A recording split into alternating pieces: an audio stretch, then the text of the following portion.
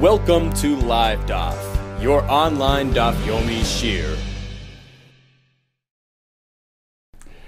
Shalom Aleichem and welcome back to today's Daf Yomi Zevachim Kuf Dalid. We begin at the Mishnah, actually back on the Kuf Gimel Amud Beis, around 13 lines off the bottom of the Amud. We begin a brand new sugya, which really connects to yesterday, where we learned that the hide, the skin of a karban typically goes to the kohanim. The oir of the oila, the oir ayin vav reish, right? The skin, the hide of the chatas of the asham, over to the kohanim, provided that in fact the karban is kosher, was a successful akrava, so the oir is directed to the kohanim. However, if the karban failed, became possible, disqualified, in that case, no. The skin is burned together with the rest of the karban and does not go to the kohanim. So now, certainly, if the karban became pasul while the skin was on the actual animal, and it was still early in the process before the zrika, there's no question as to what happens. Everything goes over to the fire, to the place where they burn kachim psulim. However, what's going to happen if they decided to do an early skinning? They flayed the karban, removed the skin. They did hefshet before the zrika. So now we have the basar on one side and the oir on the other. And then something happens to the basar, becomes pasul or a tameh or whatever. And then he proceeds, for some reason, does the zrika anyway. That's an interesting question. Shall we say that the skin now goes to the kohanim because it benefits from that zrika? Right? We consider the skin to be sort of successfully processed through the zrika and it goes to the kohanim. Or do we say no, since the basar became pasul before the zrika, that's it, it's over. And doing zrika now will not help. Will not be of any benefit to the oir with respect to delivering it to the kohanim. So that's going to be machlokes coming up between Rebbe and Rebbe Shimon. Okay, let's start with the Mishnah. So in general, kol hakachim she'ira behen psul kodem lev shaitan. If a psul, a disqualifying episode, occurred with a karban before hefshet, before the skin was removed. Okay, and we're speaking presumably before zrika as well. Okay, in this case, the skins do not go to the kohanim because only skin of a successfully processed karban goes to kohanim, otherwise not. But if the psul occurred after it was skinned, then it's okay. The skin goes to the kohanim. It almost sounds like even if the skinning occurred before zrika, you can proceed to zrika, the skin goes to the kohanim. The Gemara will ask and discuss this point. That's one point. Rabbi Chanina, says Rabbi Chanina, who was a skan kohanim, he served as a second in command to kohanim gedolim. He says, look, I'd like to tell you something. Throughout my entire career, I have never witnessed them taking skin and burning it. Miyamai, throughout my entire life, I never saw oir, skin by itself, taken out to be burnt. We can deduce from his statement as follows. Here comes a brand new case. So in general, we say the oir of a successful karban over to the kohanim. Unsuccessful karban, burnt. What if it's a seemingly successful process? Okay, you did the shchita, the kabbalah, the halacha, the zrika, and afterwards, when you're opening the animal, you flay the animal, you open the animal, you find something internally wrong, which makes it a treifa. Now, although it was discovered now after the zrika, but really, it's sort of retroactive. It's indicative of its status prior, right? It's a pre-existing status, pre-existing condition. It was now discovered to be pasul all along. Interesting question. What shall we do with the skin now? Says Rabbi Akiva, based on Rabbi Chanina's statement, that he never saw skin being burnt, apparently, even in this case. You give the skin to the Kohanim, because after all, the discovery only occurred now, after it was processed. So, once the skin experienced a successful hakrava process, it goes to the Kohanim. Amar Rabbi Akiva, midvarav lamadu, based on his testimony we have learned. Shamam shetes a, for instance, you have a bachar, a korban. After the shchita, the zrika, you flay it and you open it up. When it's a treifa, you discover, lo and behold, it's a treifa. What happens to the skin? Sheye oisu, that will benefit, hakohanim ba'ir, the kohanim will get the skin. V'chachamim, Aimrim, no way. Just because he never saw doesn't mean it never happened. Sometimes, it can happen without him. Perhaps he wasn't present. Ein loy ro'inu. To say loy ro'inu is not really an absolute statement. It's not an absolute proof. Ein loy ro'inu ra'ya ella. Rather, they hold that it was discovered to be a treifa now, which is really indicative of a pre-existing condition, which renders it puzzle all along. The skin goes to Beis HaShreif, not to the Kohen. Okay, let's go back to the beginning of the Mishnah and analyze that first statement. Says the Gemara, Kol shalei zoch hamizbeach b'vsar. Actually, this takes us back to yesterday's Mishnah, where we learned that the skin of a proper korban goes to the Kohen. A korban which became puzzle does not go to the Kohen, right? Kol shalei zoch hamizbeach b'vsar. So, for instance, an oila, where the basar is meant for the mizbeach. The mizbeach did not receive the basar because something went wrong. Likewise, the skin will not be directed to the kohen. Now it sounds like even if he decided to skin the animal before zrika. So now it's two separate things, skin and meat on, right? And something goes wrong and the meat becomes puzzle and it's no longer going to go to the mizbeach. The Mishnah sounds like the skin will not go to the kohanim. It's a package deal. So despite that separation, despite that you have two components separate from each other, skin on one side of the table and the basar on the other, if the basar fails, becomes puzzle, and Mizbeach will not get that basar, so even if he proceeds and does zrika will not benefit the skin. The kohen will not get it. Now whose opinion is reflected in that earlier Mishnah back on Amar Aleph? Mani, that's Rabbi Shimoni. The Amar who says, you can't apply zrika just to benefit the skin. It's one package with the basar. Basar is no good, the skin's no good. Let's move on to the next part of the Mishnah, today's Mishnah, where it sounds a bit otherwise. It says, if the psul occurred before you skinned it, so it's still one big entity, okay. Too bad, the skin does not go to the kohanim.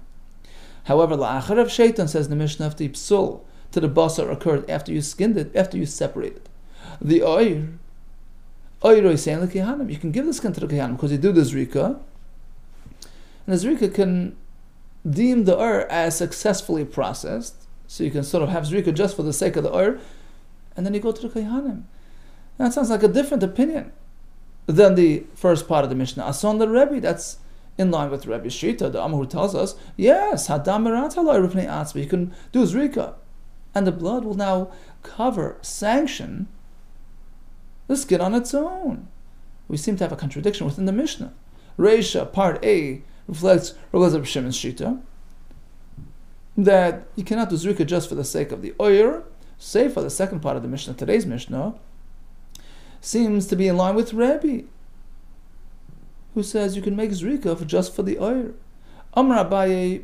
Okay, let's work it out like this. Mid the Seifa Rebbe, Reisha Nam Rebbe. Let's imagine, since the Seifa is Rebbe, let's assume the Reisha is Rebbe as well. No, now if Rebbe holds that zrika can cover the skin, so why do we say in the Reisha that if the psul disqualified the basar, then the skin goes along and becomes puzzle as well? You know why? Because we're speaking that they were still together. They were not separated. And even Rebbe agrees that typically you don't skin before zrika, so it's not really a very common thing. And the Mishnah is relating to what's commonplace. The skin is still on the meat, and the meat becomes puzzle, so does the skin. You don't typically do hefshet before zrika.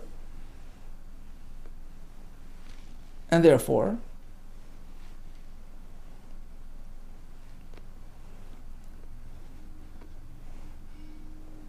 because, and since we're assuming that the skin was still on the flesh,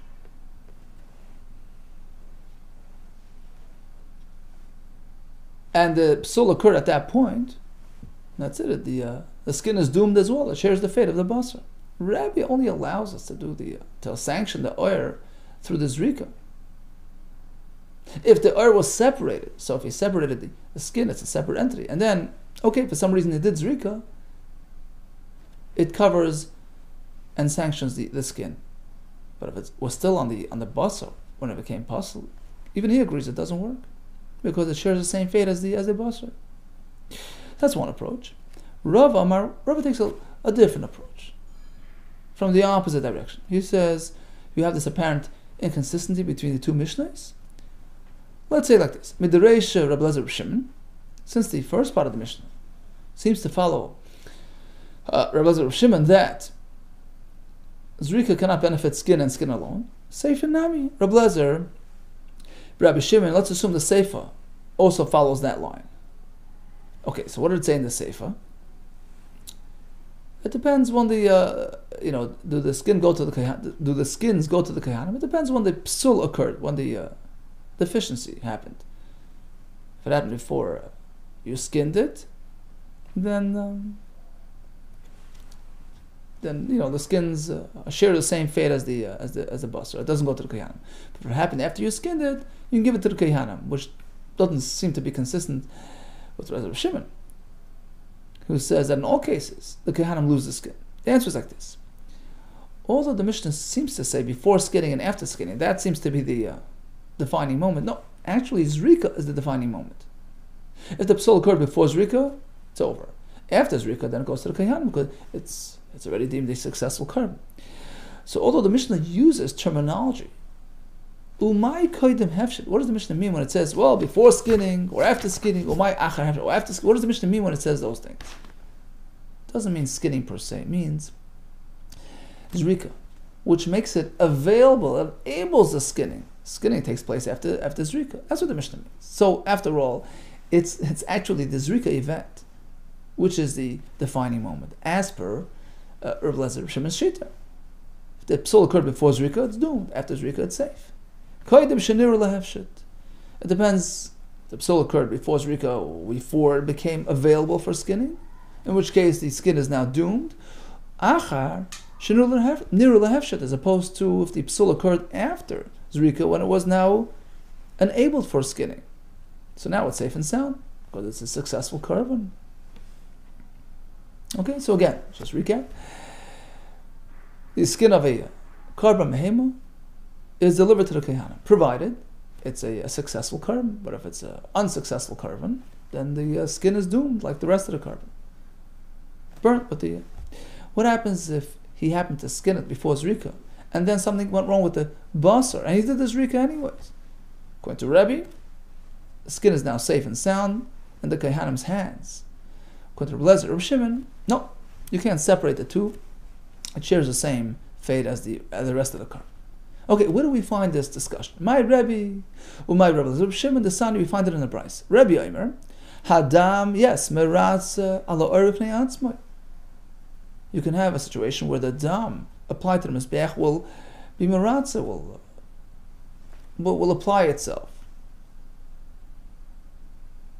to the skin as a separate entity, and will deem it successfully processed. That's when it's separate. But ukeshu ima basar. But if it's still enwrapped in the meat, it's still on the meat, then it shares the same fate as a basar. So if a psul occurred, bein koydem zrika, bein lachas zrika, whether before or after zrika, harika yetzibay, it shares the same fate as the basar. Interesting that according to a Rebbe, if the psul occurred while the skin is still on it, even after zrika, it shares the same fate and it's pasul. The only time you can salvage the area if it's come apart, if it's separate. In which case, even if it was before zrika, he did the zrika, the area is safe, and likewise, If the psul occurred after Zrika, but you had already removed the skin, it's safe and sound. Rabbi Elazar Shimon disagrees. Oymer, he says, no, no. Even if the skin has been separated, separate entity, no. The dam cannot address it. And if something went wrong with the carbon, the oil does not go to the kohanim. Ukshuma basar. Now, if it's still together with the rest of the carbon, with the animal, so it depends. Loylad by psul kodim zrika. If the psul occurred before zrika, show's over. Harayu, so the skin has the same status as the flesh, it gets burnt. However, achaz zrika, if you had a successful processing, you had a zrika, and then a psul occurred, then the skin is safe and sound and goes to the kohanim. Hurtza basar shah achas. So the skin the basar had now experienced a successful moment, right? It was enabled for consumption, etc. So even if something happens right after, it doesn't matter. The skin is now salvaged, goes to the kohanim. It's considered properly processed and a success. Yafshetenu, you remove the skin, va'ir kohanim, the skin goes to the kohanim. Okay, pretty clear. Says the Gemara. Lema bid Rabbi Eliezer, Rabbi Shoka Mifli. Perhaps this machlekes between Rabbi who says Zrika can be effective with respect to skin only, and his opponent, Rabbi Eliezer Shimon, who disagrees, perhaps can be tied into a different machlekes, a similar discussion between Rabbi Eliezer and Rabbi Shua. So perhaps the machlekes connects to that one, which begins with a pasuk. How do you process an oila? There are two parts. The basar, that's the mizbeach, and the dam, likewise to the mizbeach. Rabbi Shua, we learn from here the fact that the Torah puts basar before dam to tell you how important, how critical it is to have the basar present during the processing of the carbon. We have two critical components. We have the basar and dam, both are necessary elements. You can't ignore one of any one of these two. Rabbi Shua me'in dam in basar. If there's no blood, forget about the basar. You mean basar and dam likewise. No basar around. Became tamei or left the premises or got burnt. Ein dam. Forget about doing the dam now. Both components are vital to the hakra of the oila. Rabbi Elazar, no. Dam is the critical component, but not the basar. If you have the dam, just proceed. Afal b'shein basar, even though the basar is not available or became pasul. Shenama, we have another pasul. B'dam is evachecha yishafach. Spill the blood, apply the blood, and then it says va'basar yachal, and consume the flesh. Apparently, the dam is the only critical component. Imkain, if that's so, what about the other pasul, which seems to say that both are equally important? Came out to tell you. It's just meant for comparative purposes, to teach you to compare, in a way, to compare the basar to the dam. Ma dam bezrika, just like you throw the dam to the mizbeach, basar bezrika, likewise you throw the basar, that's the way you apply it to the mizbeach. Halamata, we learn from Misha, there was a little gap between the ramp to the mizbeach, to remind the kohen to toss the meat onto the mizbeach. Okay, in any case, what pertains to us is the first part. Can you process the dam without the basar? Rabbi Elazar says, yes. Rabbi Shua says, no. Lema, perhaps we can connect our two discussions. Ma damahurtza. So back to our story. The one that says, Rebbe that says, that Zrika of dam can cover for the skin even though there's no basar around. It works. Hurtza, Rabbi Elazar, is in line with Rabbi Elazar, who likewise says that you can do Zrika even without basar. Versus Rabbi Elazar Rabbi Shimon, who says that you can't do Zrika just for the oils. Like Rabbi Shua says, look, you're missing a critical component of your package here. You're missing the basar. No, is that true that these machlokes, these disputes are in line with each other, are linked to each other? Well, not necessarily so. In classic Gemara fashion, says the Gemara, no. Haliba the Rabbi Elazar. There's no discussion regarding Rabbi Elazar. If he allows you to apply the dam even without basar, certainly he would consider it a successful zrika with respect to the skin be going to the kohanim. Sure, there's no question about it. Keeply, so they're not going to be discussing Rabbi Elazar's shita. Our two opinions today are not going to be discussing. There's no disagreement. Rabbi Elazar certainly would hold that it works. Ki pligi, I'll leave the Rabbi Shua. But according to Rabbi Shua, we can have a discussion. Manda maloi urtza Rabbi Shua. Our Rabbi Shimon today, who says Zrika on oyer is a non-starter. It's like Rabbi Shua, who says, look, if you're missing the basar, it's a non-starter. However, Manda mahurtza. But according to Rabbi, who says Zrika on the oyer works, he can tell you, look, he can say, I can be in line with Rabbi Shua as well. Listen to this. Ad kan legon Rabbi Shua hasam. Perhaps it's only over there. Rabbi Shua says, when there's no basar, don't bother doing zrika. Elad basar. It's only regarding the basar, the lekab sedel kahana, because you're not depriving the kahana of anything. Okay, because look,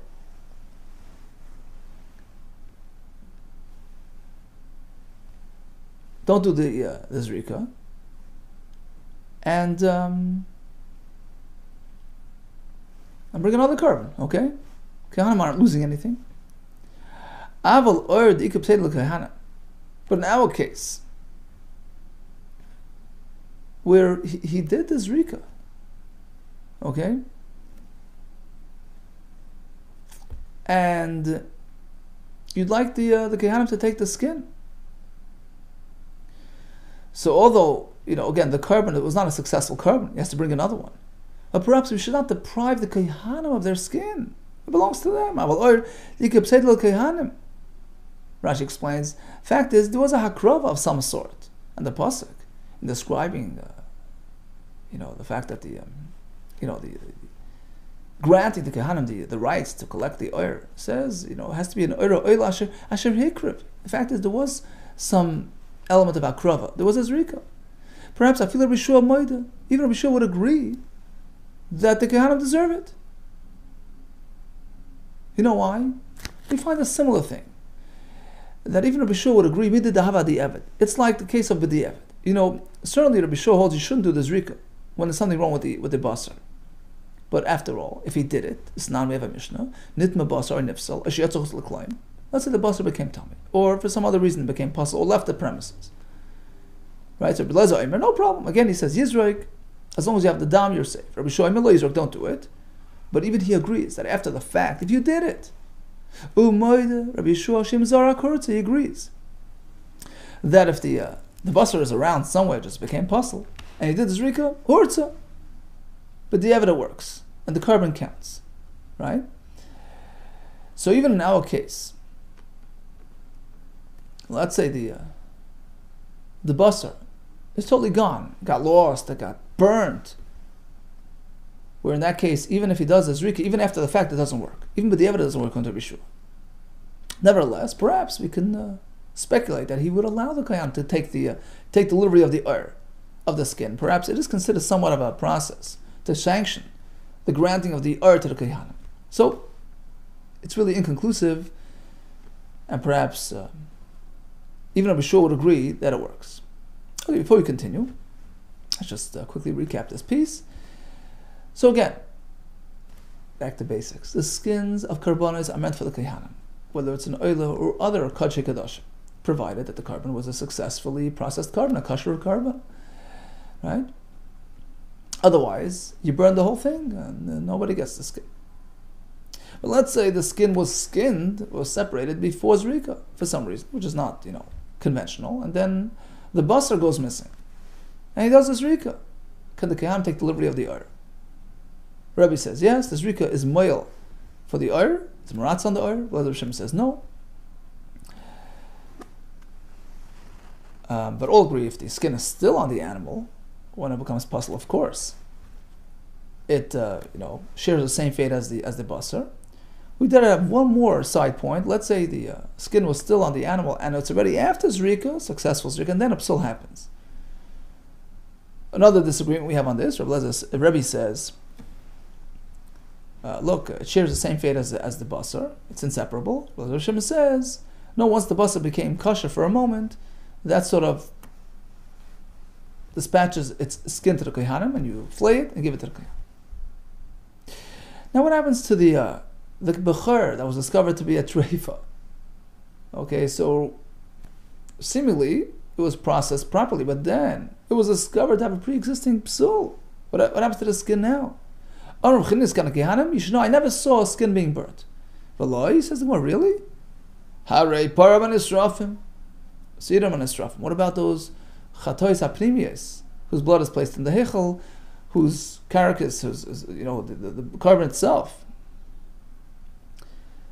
shouldn't call it carcass, it's a carbon, is taken outside to haramishcha, harazesim, with the skin. The pasuk says, ves psaroi, ves oire, right? What do you mean? I never saw. We're not talking about it when it's properly processed. He wasn't addressing a conventional case. He's talking if there's some sort of anomaly, some sort of, Says, what do you mean? Harikaidim hefshet, Harikaidim is rika.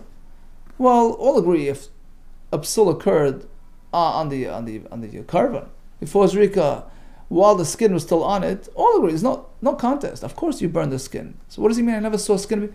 Chalat's covering. He meant to say once it had been separated. Well, even then, fine, it was separated.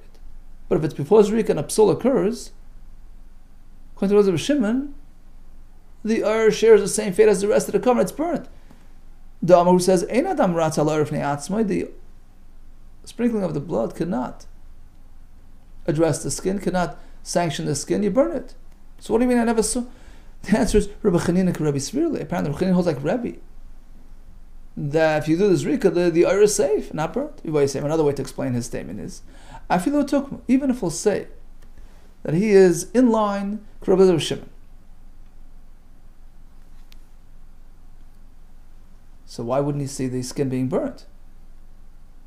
The answer is Moed Rebbe Shein Hefshet Kaidim Zrika. Even Rebbe agrees. All agree. That's not acceptable. It's not conventional to do Hefshet before Zrika. First you do Zrika, then you take care of the skin.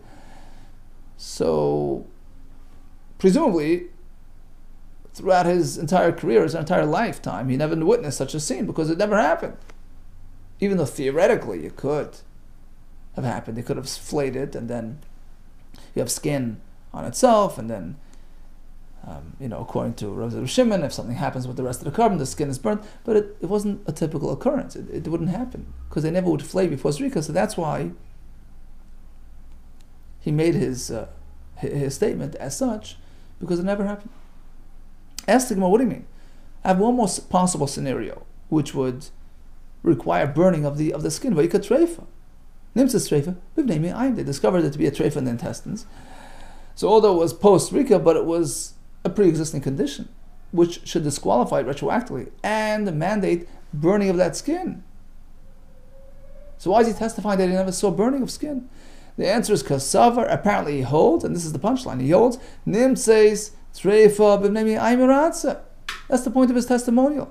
To testify that in fact, if they discovered a treifa inside, after the fact, after Zrika, well, although the carbon is technically possible, but since the skin experienced a successful akrava, a seemingly successful akrava, it goes to the Kohanim. The Kohanami, I'll even prove to you that this was the point of his testimonial, the Tanya of Rabbi Kiva, because Rabbi Kiva, in fact, follows with his statement and says, look, we learn from him, midvar of lamadu, this very case. Sham hafshet es ha-bachar. After the hafshat of the bachar, we discovered to be a treifa. V'nimtzes treifa. Sheyei oiso kana ba'iris. Can go to the kana shmami no. Apparently that was his point. Well, if that's Rabbi Chanina's point, so why is Rabbi Kiva following with that statement? He seems to be merely repeating. Hakamash, the point of Rabbi Kiva was to add another twist. I feel like gvulin. Not only does this halacha apply in the Beis Hamikdash, if this occurrence happened, even begvulin. So we know that a bachar that's unblemished is processed like a carbon in the Beis Hamikdash. That was Rabbi Chanina's statement. Rabbi Kiva came to add another layer to that halacha. That even if it's a blemished bachar, which is shechted anywhere, but if it happens to die, it's asur b'hana, you have to bury it. What happens if you shecht it and then discover it to be a treifa, inedible? Interesting dilemma here. It was shechted, it went through a proper process, but now it turns out to be non-kosher and sort of puzzle to begin with. Well, since you only discovered it now, the skin is safe and sound, and you can use it. That's why we paskin. You should know, even Rabbi Kiva only allowed it when a mumcha, an expert, first examined the bachar to determine that it's in fact blemished, and suitable for shechita outside the mikdash. So then it's a proper shechita, and then, even though it was discovered later to be a treifa, the skin is safe. But if he didn't bother taking it to an expert to confirm its status and give a green light for the shechita, you're not meant to do shechita, and it's a shechita psula lie. We treat it like a deficient shechita, and now if it was discovered to be a treifa, the skin is forbidden. No, after this whole give and take, says the Gemara, how do we conclude? Unlike Reb Chanina or Akiva's shita, the Chachamim hold, if it's discovered to be a treifa, it's a pre-existing condition, basa b'kfura, var b'streifa, you bury the flesh, you burn the skin, because it was possible to begin with. It was not suitable for shechita. Okay, so again, let's just recap our sugya before we continue. The skins of the karbones, kashikashim, go to the kehanim. Certainly if it's a carbon kasha. If it's a carbon pasul before zrika, no kehanim, no skin to the kehanim today. What if there was a hefshit and then it was nifsal? The basar became possible for zrika and he did the zrika. Rabbi says it works for the oir. Rabbi Shimon says it does not. What if the psul occurred after zrika while the skin was still on it? Rabbi says that's it. The skin is doomed. But Rabbi Shimon says the skin was saved by the zrika, even though it's right now on the basar. Just skin it and give it to the kehanim. If it nimtza treifa after zrika, Rabbi Chanina says the skin is safe and sound. Chacham disagree. They hold that it's asr b'hana. Continues the Mishnah. Okay, speaking about burning, karbonis. Actually, there were 3 locations where they would burn karbonis, depending on the reason for burning them. So we have the standard parav anisrafim, usirim anisrafim. These were the internal karbonis chatas, which are meant to be taken out to the harazesa and burnt. Bisman shein nisrafim k'mitzvasim, when they're being burnt properly as per procedure. Nisrafim beis hadeshin, they're taken out to the place called beis hadeshin outside Yerushalayim. Umetamin begadim. There's another halacha. Those that are involved in carrying it out, their begadim become tam. That's when things are, done properly and successfully. But if there's a mishap and the process is aborted and they have to be burnt because they became posel, are they still burnt in that same location? No. They're burnt in the Beis HaMikdash. And the halacha of tumas begadim does not apply for those involved in the process. Now, speaking about tumas begadim, how does that work? As soon as they leave the azara, right, those that are on the outside, their begadim become tummy. So you have a carrying team, gripping poles on both sides of the animal, right, that's sitting on the poles. The ones that are sort of outside, the lead team, they become tummy. But the ones that are lagging behind, that's on the other side, inside, they're begadim and at tummy. They're carrying the carbon on their poles. As soon as the first ones leave the confines of the azara, but the ones behind did not yet leave. So the first ones, become tummy. The ones behind, do not become tummy until they leave the area. Once they both leave,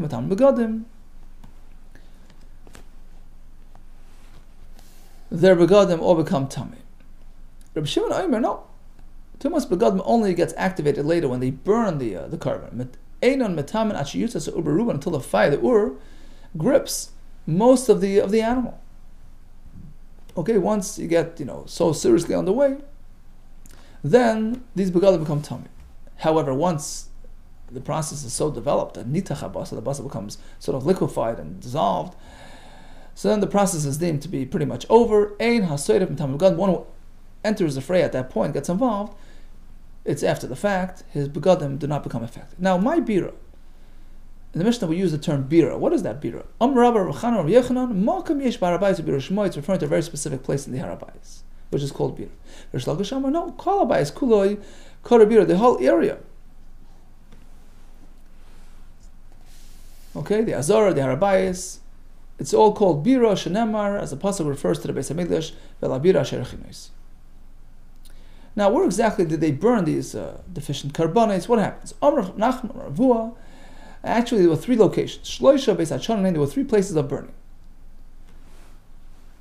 First, there was the primary Beis Hadeshin, Godel, the big one, Hayav Azor and the Azara, Shisham Surfin. That's where they would burn all karbanis that failed. Psulei Kadashei Kadashim, right? The Kadashim that failed. Veimurei, the fats of the Kachim Kam that failed. Uparav and Esrafim, Usirim and Esrafim, Shirabem Psul Koidem Zrika. Or even the Param and Esrafim, which are meant to be burnt outside, but if the Psul occurred before Zrika, it gets aborted at that early stage, it's burnt in the Azar. That's number one. Number two, Ubeis Hadeshin Achar Haya B'Harabayis. There was another place of burning in the Harabayis, outside the Azara. What was that used for? Shesham Surfin, Param and Esrafim.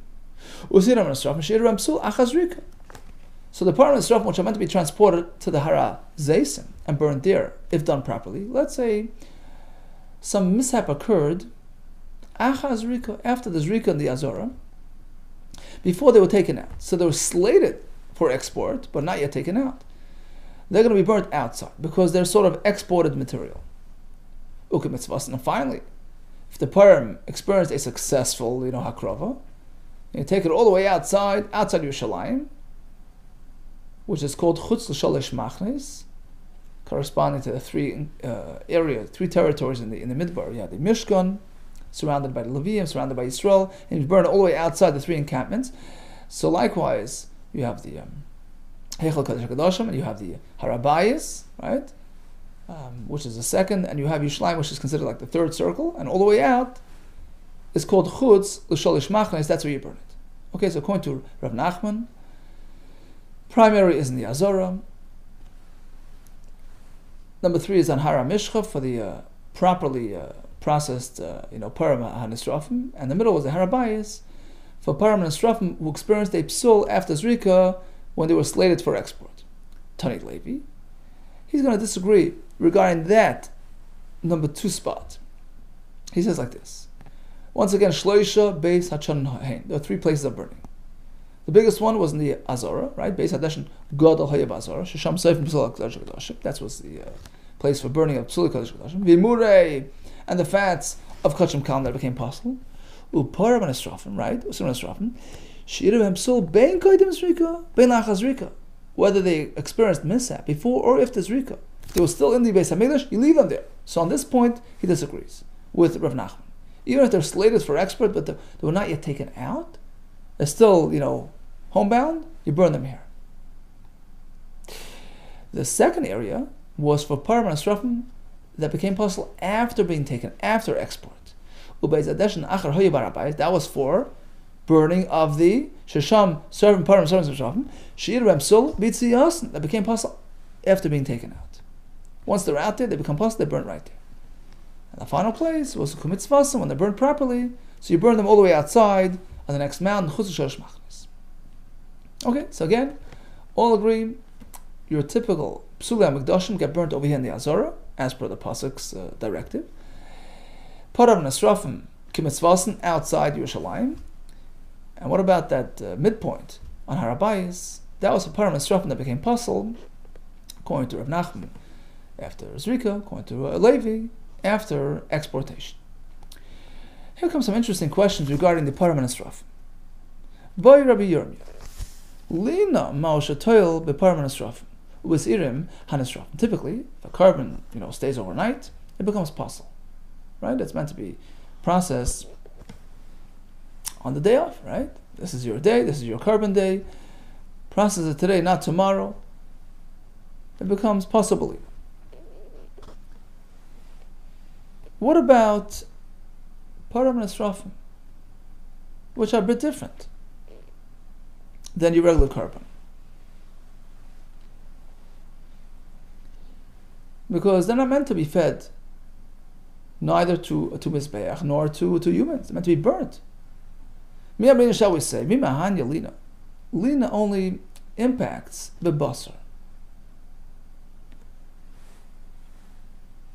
The basar the barachila. The flesh of a carbon, which is meant to be consumed. Or by the oila, meant for the Mizbeach. Rashi adds, a murin as well, fats, which are meant for the Mizbeach. Consumable material. But the Param Nesrafim, which are not meant to be consumed nor by man nor by Mizbeach, So we don't find, in the sources, we don't find any discussion about lina pertaining to these things. So perhaps they're unaffected by the passage of time. Or you could say, no, there's no difference.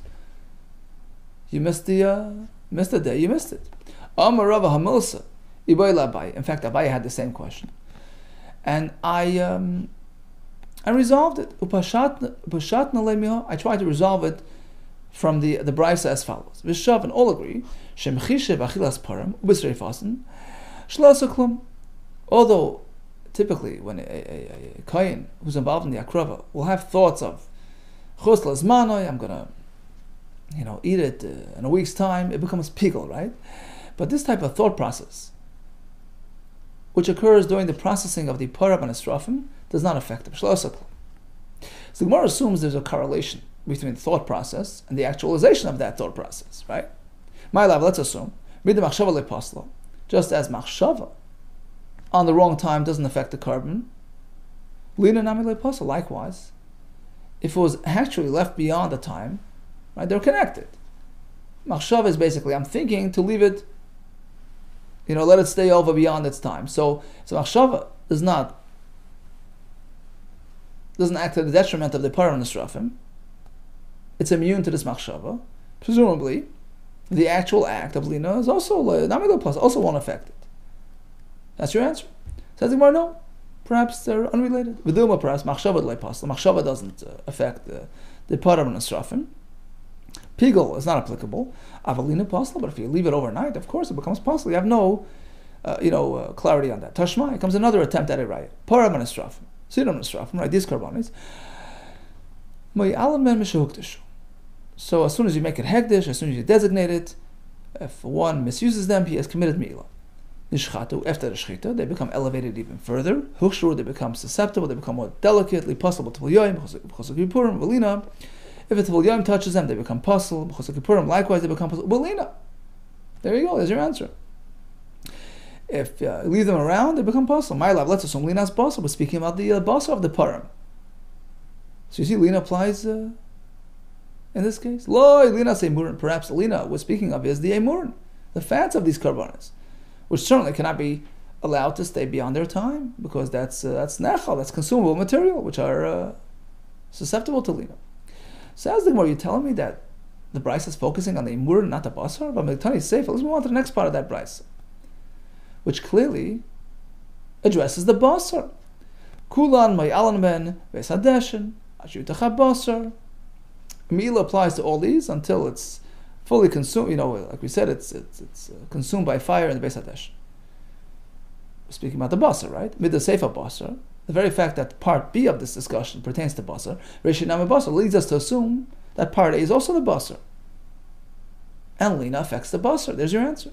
The area you can't necessarily connect and prove one from the other. Seifa basar, Reish Emur, perhaps part B is the basar, but the first part, lina, is only Emur. Tashmai comes another raya.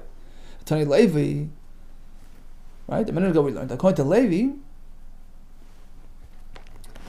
the Beis Hadeshin on the Harabais is meant for whom? For the Parab and Estrafim, who experienced a mishap, Yirabahem Psul, beats Yasin, after they were taken out. Now, what type of mishap? My love, let's assume Lina. Lina made them puzzle. Loi, who says? Psul Tumah, Psul Yitzia, perhaps different types, different variations of deficiencies. Became Tameh. Or was taken out of the Beis Hamikdash before Zrika, maybe that's the mishap, but not Lina. Perhaps they're immune from Lina. Boy, Rebbe Lazar. Comes another question. Yitzia Ma'usha Toil, Iparav and Estrafim, Vesirim and Estrafim. Now we know that these korbanos are meant to be transported out after Zrika. What happens is they leave the premises before Zrika.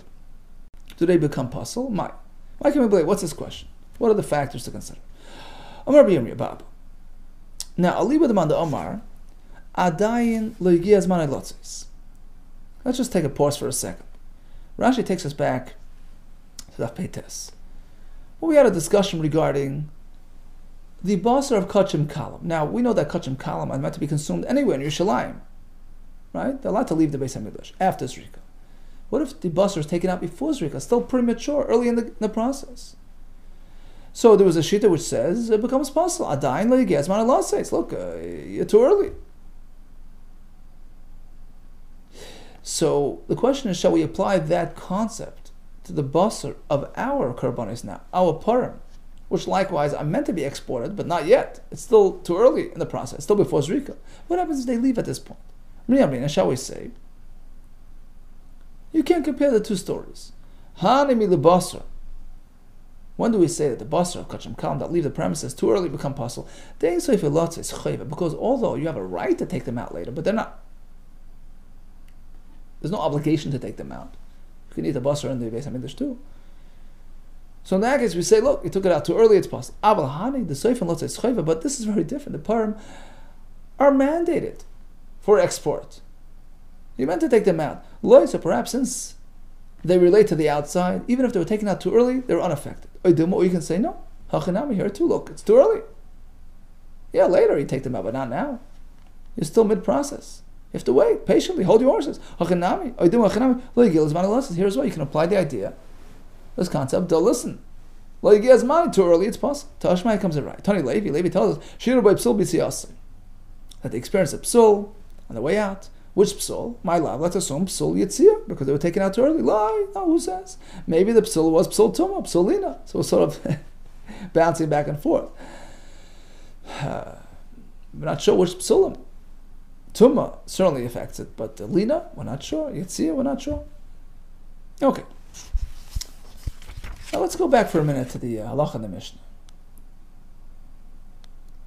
We learned that the clothes of the transporters become tummy.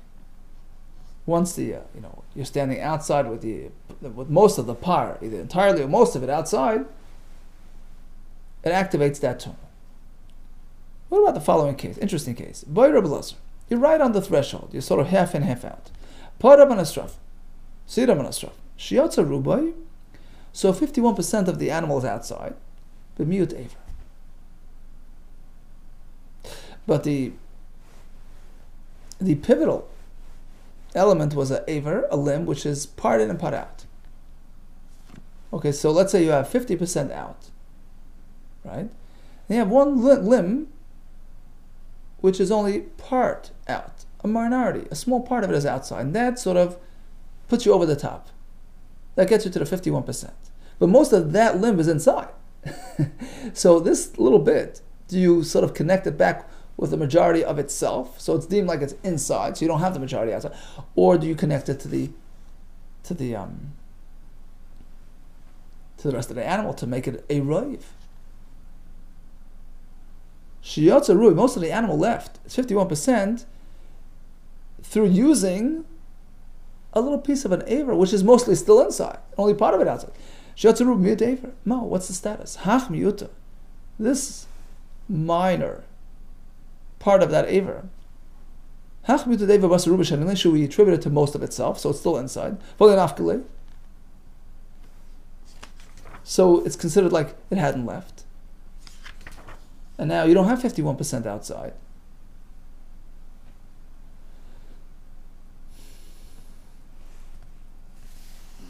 Okay? What do we say? No. Follow the animal. So now it's 51% outside. Okay, so if with this little bit it becomes roiv, you say roiv left the area. Says certainly,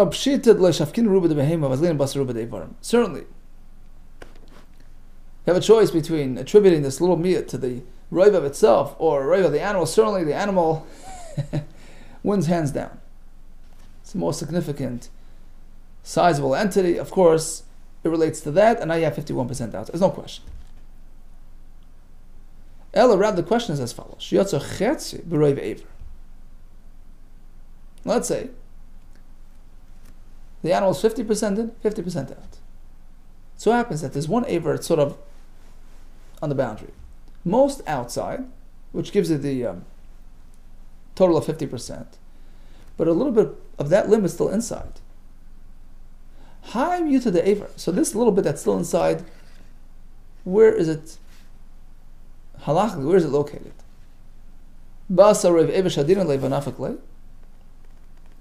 Shall we say, look, it's connected to most of itself, and most of it is outside.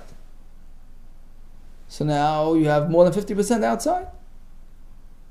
Or do you say no? You don't focus on the limbs as separate entities. Look at the animal as one entity, one complete entity. So, who cares about this particular limb if it's mostly out or most doesn't care? We don't care. The fact is, in terms of the totality of the behemoth, it's 50-50. And you're not going to become tummy. Take it, we leave it as an unanswered question. Rabbi Bar Rav Huna had a slightly different version of this question. Mas Nila, he applied the question to Begravri regarding the crew, the team that are carrying out the behemoth. Okay, imagine 5 people are carrying the behemoth. 3 left the premises, already outside, and 2 are inside. What's the status of the 2 inside? Do they hold their ground? And are they still safe? Shall we look at the numbers? And since in terms of the totality of the group, of the crew, most are outside, 3 are outside, so they get drawn after them and they become tummy as well. Or do we look at the animal? The fact is, only by the animal do we say roiv outside is considered like it's outside, but in terms of the people, if I'm still inside, right? So I'm safe. Take it, we leave it unresolved. Okay, let's do a quick recap of today's daf. The oiris of the karbanis go to the kohanim provided it's a kosher or carbon. If the carbon becomes puzzle, it gets burnt along with the rest. What if there was a hefshet before zrika, then the basar becomes puzzle? He did the zrika. According to Rebbe, it salvages the skin. According to Rebbe Shimon, it does not.